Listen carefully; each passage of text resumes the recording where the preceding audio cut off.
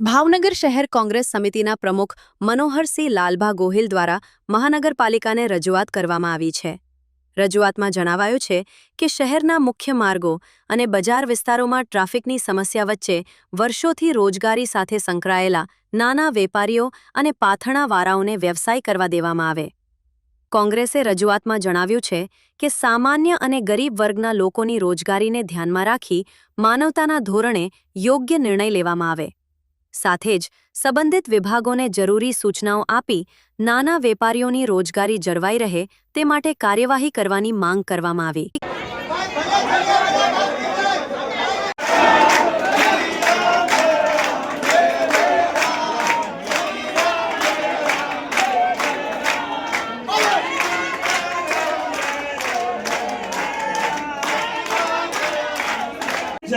તો આપણે એના માટે વ્યવસ્થા કરવી પડે. એકની બીજીની ત્રીજી પ્રકારે આપણે એના માટે વ્યવસ્થા ઊભી કરવી પડે. ભાઈ તમને આ રસ્તો કરી દઈશું, તમને આ રસ્તો કરી દઈશું. સાહેબ માનવતા નહીં સાહેબ. આવી રીતનો તમારે સ્ટાફ રાખવાનો છે સાહેબ. આવો ખૂબ સ્ટાફ રાખવાનો છે.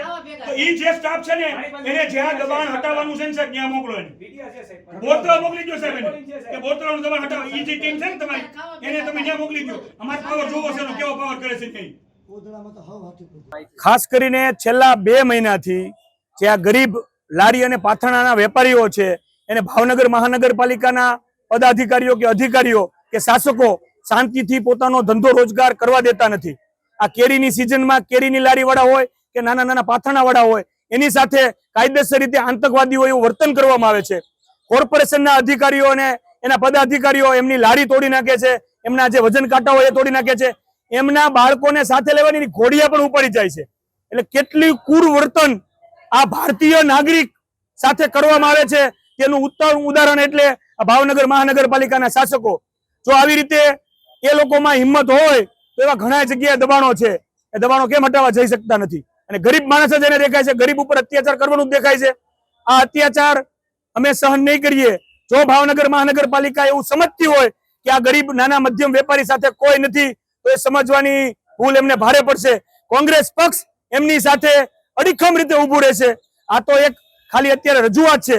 જો એમને ન્યાય નહીં મળે તો આનાથી પણ વધારે ઉગ્ર આંદોલન કરવાની અમારી તૈયારી છે. અને એમાં પણ જો કોઈ અનિચ્છનીય બનાવ બને તો તેની તમામ જવાબદારી કમિશનર શ્રી અને મેયર શ્રીની રહેશે. ખાસ કરીને જ્યારે પણ કોંગ્રેસ રજૂઆત કરવા આવે છે ત્યારે મ્યુનિસિપલ કમિશનર ગેરહાજર રહે છે. શું કહેશો? એ એમની ડ્યુટીથી અજાણ રહે છે. આ એમની ડ્યુટી છે લોકોની રજૂઆત સાંભળવી, એનો જ સરકાર એમને પગાર આપે છે. અને અત્યારે કમિશનર સાહેબની અમે રાહ જોવાના છીએ. કમિશનર સાહેબને મળીને જ અમે જવાના છીએ. લાલબા, તમે રજૂઆત કરતી વખતે આક્ષેપ લગાવ્યા છે નાના પાથરણાવાળાને હેરાન પરેશાન કરવામાં આવે છે. બોરતળાવની ડૂબની જમીનમાં મોટા માથાઓએ વર્ષોથી દબાણ કર્યું છે, તેનું એ જગ જાહેર છે. એ દબાણ હટાવવા માટે આ જે ટીમ છે ને અત્યારની જે લારીવાળાને હટાવે છે ને એ ટીમની હું માંગણી કરું છું કમિશનરશ્રીને. એ ટીમને તમે બોરતળાવના દબાણ હટાવવા માટે એને તમે નોંધણી કરો એની, અને એને તમને ડ્યુટી આપો એની. પછી મારે જોવું છે એ ટીમની તાકાત અને ટીમનો હોંસલો શું છે. એ ગરીબ ઉપર જે એની લાઠી ચડે છે એ ઉદ્યોગપતિઓ અને બિલ્ડરો ઉપર એ કરી શકે છે કે કેમ, એ મોટો પ્રશ્ન છે. કોંગ્રેસે કાયમી માટે બોર્ડની અંદર પણ આ આક્રમકતાથી એની રજૂઆત કરી છે અને વારંવાર રજૂઆત કરતું કોંગ્રેસ પક્ષ આવ્યું છે. અને આજની તારીખે પણ હું એની રજૂઆત કરું છું. કોંગ્રેસ પક્ષ કોઈનાથી ડરે એવો પક્ષ નથી અને અમે કોઈનાથી ડરો નથી. અમારા નેતાનો નારો છે ડરો મત.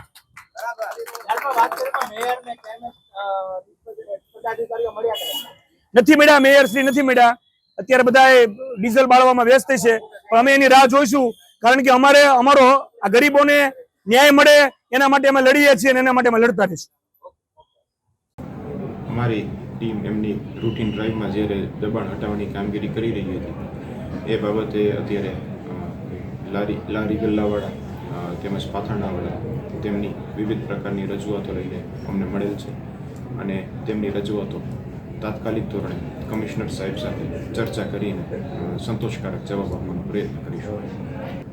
ધંધો કરવા દેવામાં નથી આવતો તેવી કોઈ પેલી નથી બીએમસીની, પરંતુ જ્યારે નિયમ અનુસાર ડ્રાઈવ થતી હોય ત્યારે સમાન ધોરણે તે ડ્રાઈવ થતી હોય છે.